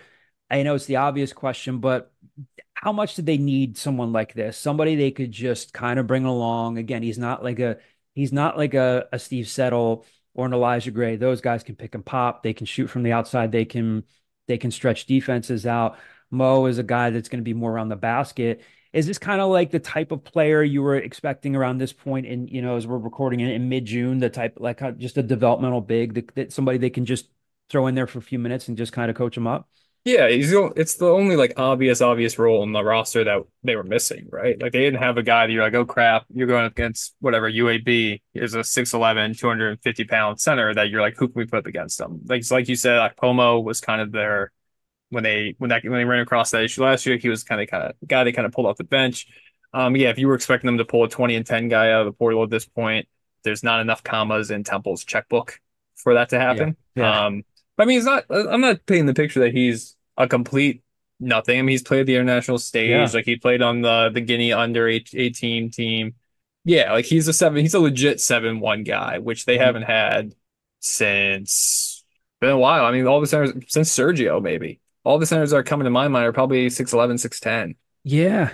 Mike Eric was 6'10", Lavoie was 6'9", Okpomo. Anthony Lee 6'10", 6'9", Okpomo 6'10". Ernest was about 6'9" with shoes on. Yeah. Yeah, I mean he's probably the longest guy that like you come across. It seems like Temple's been the one program that when you watch national television, you're like, you don't see that type of guy when every other program's had that type of guy in the last 15, 20 years at some point. So no risk. Maybe you build him up a little bit and he becomes a stronger guy. At the very least, he's probably gonna have a role right away as that type of stopper. Yeah. So if you check out the story on our site, we have a couple of clips up. A clip from his time at St. John's. Everybody speaks very highly of him, says he's a great person. He speaks 6 different languages. Seems like a guy who culture-wise is really going to fit into the program as well. Johnny, how many languages do you speak? 1 and an 8th. Probably an 8th more than me. What's the 8th? Spanish. Yeah. I don't know if I don't know if I'd say I could even speak like an 8th of Spanish. So you're ahead of me. I can say like como se llama, bonita. So you were 1 and an 8th too, Kyle? No, I'm saying I wouldn't go as far as say an 8th. So Johnny's ahead of me. 1 and 1/64. Well, that's tu nombre. Bien. Here we go. Yo soy Kyle. So Temple has one more scholarship left, and there's a mailbag question about this. We'll talk a little bit more about Mo Keita in the mailbag. Some football recruiting updates to pass along as well. So by the time you're listening to this, Cameron Boykin will probably be wrapping up his official visit. He's a quarterback from the DMV, from the Potomac School in Virginia. Stan Drayton has his first prospect camp this past weekend. So now, and again, it's a little different, obviously, than it was several years ago when Temple would really, really just strengthen its core, its roster core off of camps. And they're still having camps, but again, for a team that is coming off consecutive 3-9 seasons, again, I would expect maybe they sign somewhere in the range of like 10 to 15 high school players, and will look more to the portal. But a couple of other official visitors from this past weekend. DeCarlos Young, just sounds funny to say that. Because he's not. He gets a little older in a day, 2 days. The girl is no longer young. No, Yeah. that was just Jesus. me and Kyle. Rivals That's list him as a funny. linebacker. He's probably a running back at the next level. Really Mhm. kind of honestly kind of like an Antoine Littleton, more like a bruiser running back. Mhm. Was, the conference player of the year in last year, rushed like 1,400 yards. Had some bigger offers like Michigan, Boston College, West Virginia. Running back's kind of like quarterback, where you're probably only taking one or two a class, so some of those offers might not necessarily be there anymore. So good for Temple to get him in. It still blows. I still have trouble adjusting to June official visits. I still in my mind Yeah. think like they won't be here till December and then you can deal Yep. with it then. But no, Yep. times they are changing. Yes. We're gonna have Yeah. a June signing period soon. Yeah, I You think think that's so? like one of the suggestions is to have a summer signing period. And then D'Angelo Bowden, another DMV player from St. John's College High School, took an official visit. Like 6'2", 220 pound, I guess defensive end, outside Yeah. linebacker type. Yeah. And that's a guy that I feel like if you're going to choose between the two, they're probably going to get Young more likely than they are going to get Bowden, just because he's a guy that has SEC offers from Arkansas, Pitt's involved, Hmm. Memphis, USF. Like he's got legitimate offers because he's got a legitimate frame Hmm. that probably projects well to the next level. But yeah, I mean, I think they're kind of at least early hammering the DMV. Like I think Tyree Foreman's been kind of helpful down there. They're using position coaches like Dominique Bowman and Chris Woods to Hmm. also kind of help out. Yeah. Yeah. So stay tuned to Al Scoop. Football recruiting news will start to pick up throughout the summer. So before we get to the mailbag and then finish things off with our Scoop Summertime Madness food bracket, some cool stuff to pass along here. The TUFF Fund was at the Fox Chase Cancer Center on Tuesday and had several Temple players there to celebrate cancer survivors. Shane Dezzoni, Zion Stanford, Lingrier III, Elijah Gray were there. Latrell Jean from the football team, the recent FAU transfer, Jordan Montgomery, Taekwon King, Ben Asweke, Lingrier II, Michael Huger were there. So just a cool thing for them to be doing. Again, they're very service oriented, community service oriented. So they posted some stuff on social media. I think you'll hear more about that. We'll have Andy on an upcoming episode of the pod just to talk about the progress that the TUFF Fund has made. He'll be able to talk about the Our Elite Fund as well and kind of compare where they are NIL wise at this point now in mid June as compared to where they were last year. So wanted to pass that along. Some good work being done by them. A few questions to get to in the mailbag here. The first one from our message boards. The screen name is Chris Simp 85. This is not a football question, but a Temple athletics question. With LaSalle reinstating baseball, is there a chance that Temple would ever bring back baseball? Highly doubt it. A new president will be coming on board soon, but I mean they're facing a budget deficit. It would be tough. And it would be cool if they could bring back baseball. It would be even cooler if people would actually support it and go to the games, Yeah.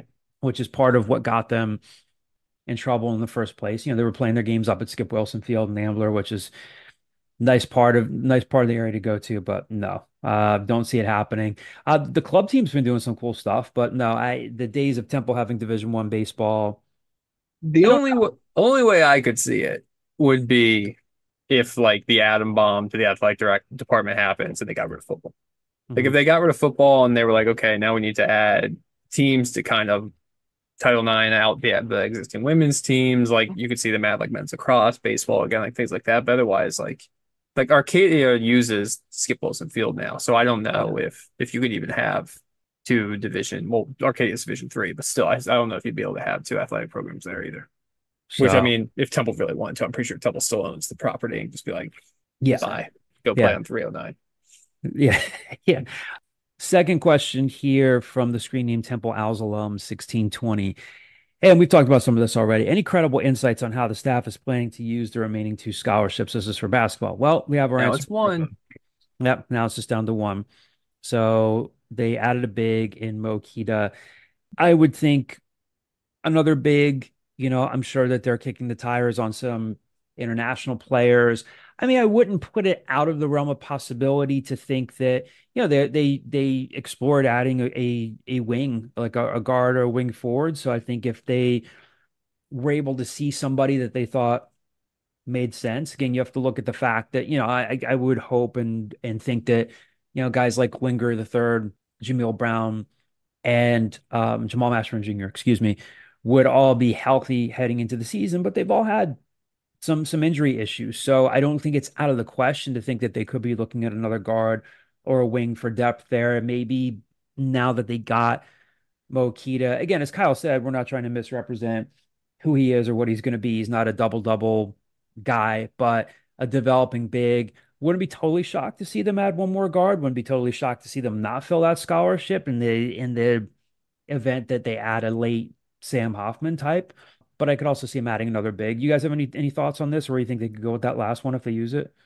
I mean, I think you're probably right, and you hit the nail on the head. I mean, I think it, if there is a hole, like they filled it with Mojita with the needing a 6'11" to 7 foot kind of guy, but I still think, I mean, you can't hurt yourself by adding some size onto this roster. You saw what happened when they went up against UAB the first time in the regular season. You saw what happened in the championship game. They just didn't have the size or the athleticism to keep up with them. And I think if you're able to find, I mean, you're not going to find something for, like Kyle had mentioned, for the checkbook and the budget that they have.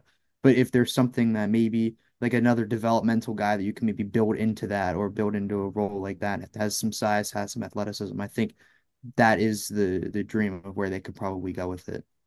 Just roster wise though, like I mean, yeah, if LSU Shaquille O'Neal is available, you're gonna find minutes for him, right? But like otherwise, I mean, maybe there's minutes to be had on the wing side, like and everything, anything beyond that, I think might just be insurance. I think it's from a roster perspective, you go great. Let's get as many good players as we can in here. But from a recruiting perspective, it's kind of hard sometimes to sell a wing player to come here when hey, is there a guarantee I'm starting? Is there an obvious Yeah. path to starting? And you're like, I mean, maybe there's a chance for you to carve out that role, but I can't guarantee it to you.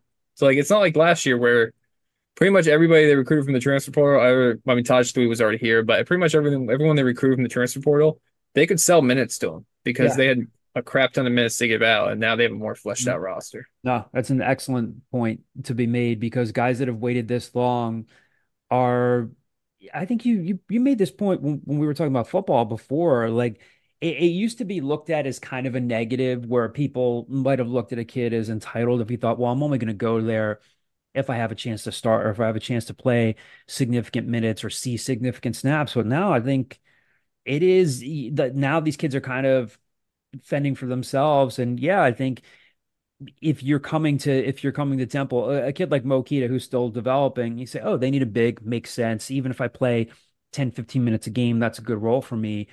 If another person comes in, they're looking at the roster, you're right. They don't have as many minutes to sell. And of course, Adam Fisher will say everybody's got to compete, everybody's got to earn their time. But no, that's a very good point to make. So that will, I think, definitely play into how they use that last scholarship if they use it. Because I mean, a lot of coaches you talk to now will say that's what kids will actually say.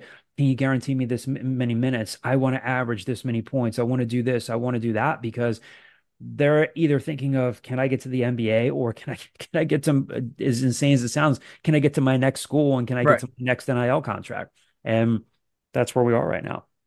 So Yeah, I think the days of related to that, I think the days of, oh, that guy was a 4 year bench guy that kind of worked into like a small role by his fourth year are done. Those guys are just, they're gone after 2 years. So I think if you're a junior with 2 years of eligibility, you don't want to transfer to a program where you only play 6 minutes a game. And then a new coach comes in or the next year happens and you're like, oh crap, now I'm back on the market again. I've only played 6 minutes a game for an AAC team. Like, where am I going to go? yeah, So yeah. self-preservation. Yeah, yeah. One last mailbag question to get to here from Twitter from one of our longtime listeners, Detroit Owl is the handle. How many games does Stan Drayton need to win to gain a vote of confidence from the fans? My number is 6. Johnny, I'll start with you. There's a magic number to gain vote of confidence from the fans. What does Stan Drayton need to get to? I guess 6 is a good number, but I think it's also like you got to look at what like what where the roster is, and you also have to take a look at the schedule and like the non-conference games. And I guess this isn't what's the realistic number. It's what would the fans want to see get confidence from him. And I guess I'd say the 5 to 6 range is a good range to build confidence in him. But I don't really see that as a possibility in my mind. I mean, I could be wrong, but I think that they're non-conference. There's a couple of teams on there that's going to be hard for them to win, and then we saw what happened with them in conference play last year. So it'll be tough to get to that number regardless. But I'd say 5 or 6 is a good range. I will say you and Ramir seem to really kind of like put this out of conference schedule on a different level than me, and I don't necessarily see it. Like Oklahoma, yeah, Oklahoma's Oklahoma. Like they're gonna get the brakes beat off them by Oklahoma. Yeah. The other three teams, I'm like, okay, like I Utah mean, State. I mean, the Utah State isn't like to me just screaming like they don't stand a chance against Utah State.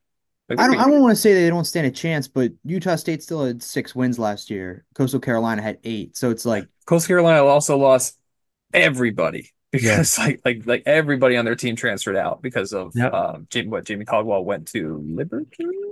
I'm making that up. I should know these things, but I don't off the top of my head. Tim Beck is their head coach now. So anyway, so yeah, Jimmy Chadwell. What in the world was that? why are there still balloons on your screen, Joe? I have no idea. So like they're still dealing with Jimmy Chadwell leaving the year before. Yeah.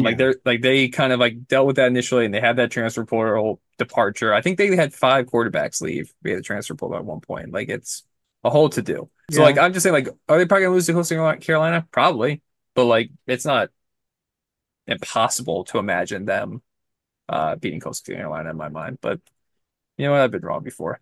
I actually think their schedule is kind of easy enough to the point, like with the conference, is kind of easy enough to the point that you're like, okay, maybe if they figure out an identity, maybe if they do become a running team, or maybe if Forrest Brock does become just like a league average quarterback that they can kind of win games grittily and they get to that point. Will it happen? I don't know. Could happen. To answer the question, from fans' perspective, I think it needs to be 6. Yeah. To get a vote of confidence from fans, I think it needs to be you're bowl eligible. You go play in the Boca Raton Bowl. You go do all these things. To get a vote of confidence from the administration and save your job, I think it's 4-3 if it's like a good 3. I just really, if anyone's out here thinking Temple's going to go 5-7 and they're going to fire Stan Drayton next year, I don't see it whatsoever.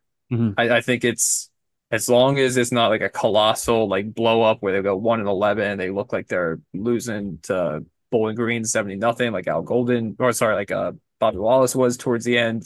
What was that Al Golden's first year? Al Golden's first year, they won.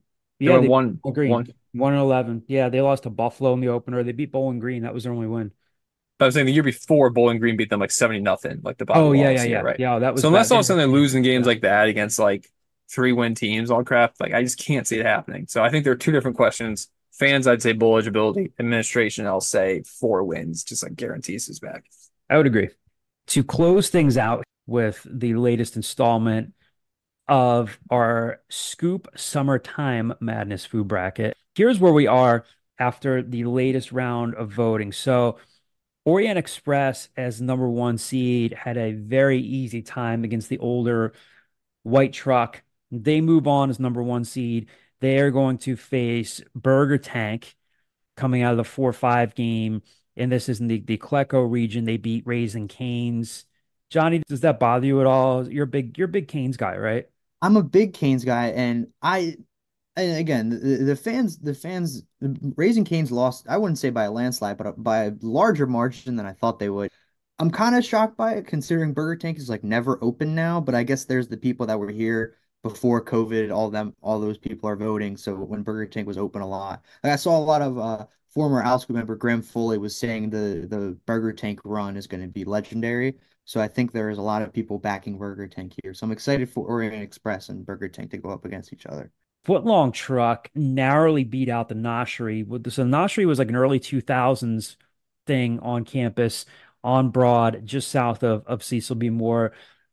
They lost by a couple of votes to the Footlong Truck, and then Richie's easily coasted, to an 18 vote win over Fames. Should have been a shutout. You guys are just big Eddie's people, right? So Yeah, Fames is when they're right next to each other like that. I can't imagine people would choose Fames over Eddie's. well, that's your opinion. So those are the winners, the latest winners out of the Cleco region. Again, you'd stay tuned to owlscoop_com. And if you follow Declan on Twitter as well, we'll have information on when the next round of voting takes place. And then we'll go over to the Macon region. So here's where we had to do a revote. So you have heard me advocating for the place that was around when I was at Temple in the late 90s that had Chinese food and donuts. I think I mentioned this on last week's episode through the help of my friend Brian Foley. He reminded me that it was called General Express and Boston Donut. So last week, when we thought it was previously called John and Kate's, and again, I don't know, one of our subscribers threw that name into a thread on the message board. Maybe there was a place called John and Kate's at that spot before. So when it was listed on the bracket as John and Kate's, it went up against Crowd Fried Chicken, and they tied. The vote was tied. So what we had to do, what Declan decided to do, was a rematch, and then General Express and Boston Donut moved past Crown Fried Chicken by 9 votes. So General Express and Boston Donut as the 2 seed. My friend Andrew Goldstein mentioned it on social media. I believe yesterday we were talking about it on Twitter. He was in school at the same time as me. He's been on the pod before. He is the podcast director of Wondery with Amazon's podcast division. They've got some cool stuff coming up. We'll try to get him back on the pod at some point this summer. He was talking about that place. So General Express and Boston Donut moves on. Mexican Grill Stand beat Owl Breakfast and Lunch. So they move along.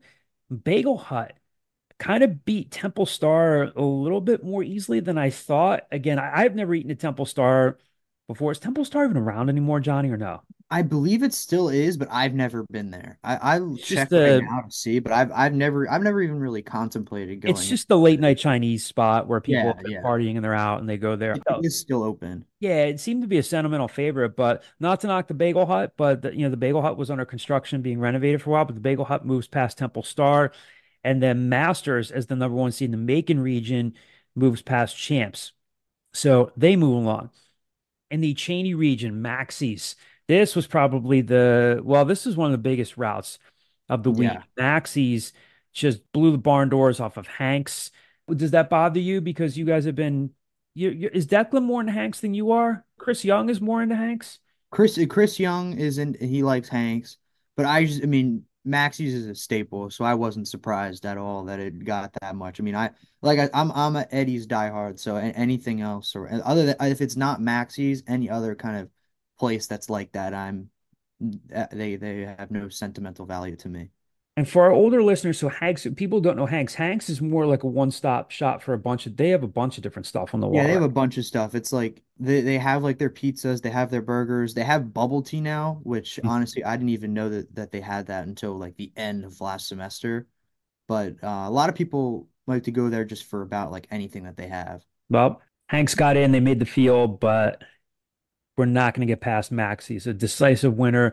Owl's Nest beats Azteca Mexican by 9 votes. So fairly comfortable. Votes are starting to pick Yeah, up a little bit as people are starting to know more about this. People are talking to me a lot about anecdotally and just chiming in. They haven't voted yet. So I think voting was going to start to pick up. But Owl's Nest yeah.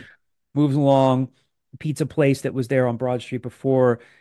J&H beats the Honey Truck by the narrowest of margins by 1 vote.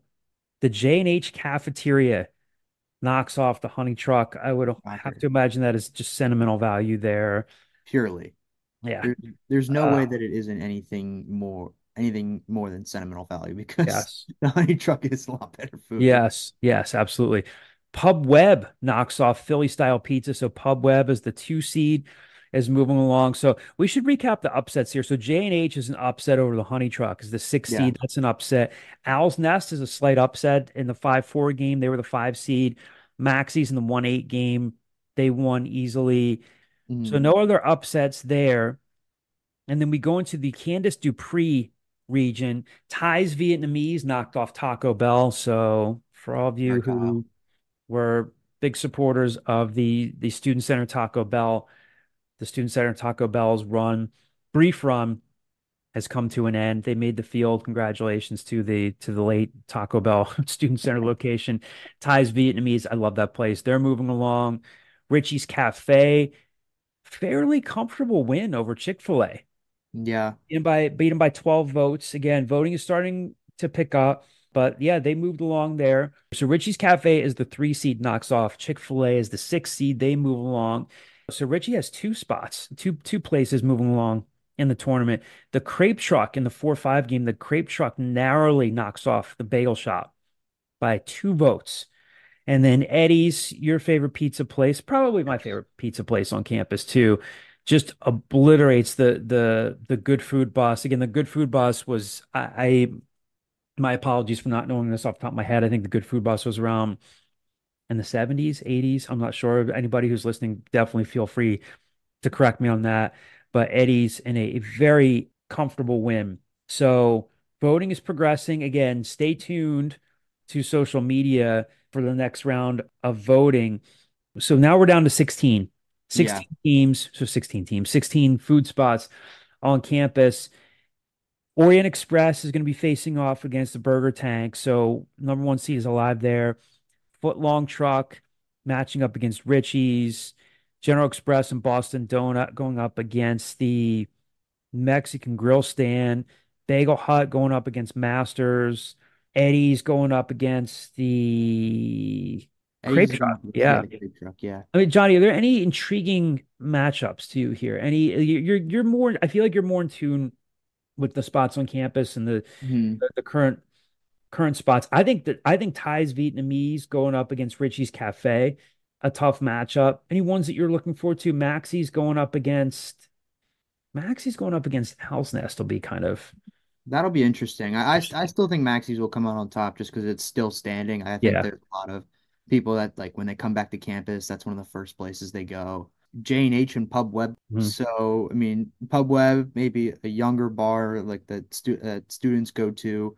J&H, it's been here since the beginning. It's got that sentimental value to it. So I think that's a very interesting matchup. And then I think for me personally, I think this is I guess it's the 2-3 seed in the Clecco region of Footlong Truck versus Richie's. I'm a big Footlong Truck guy. I think that's I guess an upset for me. I would look out for Footlong Truck taking out the Richie's there, but Richie's I know is really popular, so we'll have to see. Your good friend, good family friend, Ray Dunn of 97.5, the Fanatic, who you can hear on the midday show with Bob Cooney every day. How's that for a little plug, little promo? We love Ray. Ray's a big foot long truck guy, right? When Ray took me on my visit to Temple, that is the place where I got my first lunch from. So sentimental value there for me, but also just good food. The people that work there, they're Philly sports fans. I get to talk to the guys there about that too. Do you remember what So you had? Do you remember that inaugural sandwich? Right? barbecue chicken sandwich, I think is what it was. It was like a barbecue chicken, something like that. And then fries. What is your is the foot long truck your very favorite place on campus? No, it's Eddie's. Eddie's by a long shot. But I think the footlong truck has a sentimental value. And then, like, if I'm on that side of campus, like if I'm at Klein, I'm coming back towards WHIP. I mean, it's right there on the way. So I'll grab footlong truck if I'm going that way. So you're happy so far. A lot of your places are Yeah. still alive. I'd say the only ones that I'm kind of upset by were Azteca and Owl's Nest and then Canes and Burger Tank. Yeah. Those are the only two where I had gripes with. The rest of it, I think, is pretty on par for the course so far. Yeah, stay tuned. Declan will put out more information about how you can vote. Like I said, a few more people are chiming in and voting. Like I said, we're getting a lot of good dialogue and a lot of feedback on it, but we want people to vote, have some fun with it during the summer. So, Declan, even though you're not with us this week, appreciate all the work you've put into this. We love you. We miss you. Ramir, love you. Miss you too. Thank you all for joining us for another episode of The Scoop. We'll have more for you next week, the latest recruiting news, be it football, be it basketball, more on the Scoop Summertime Madness bracket with more votes coming in. Glad that you guys are partaking in that and having fun with that. Thanks for your support of the podcast. Johnny, good talking to you, buddy. Of course. We'll talk to you all next week.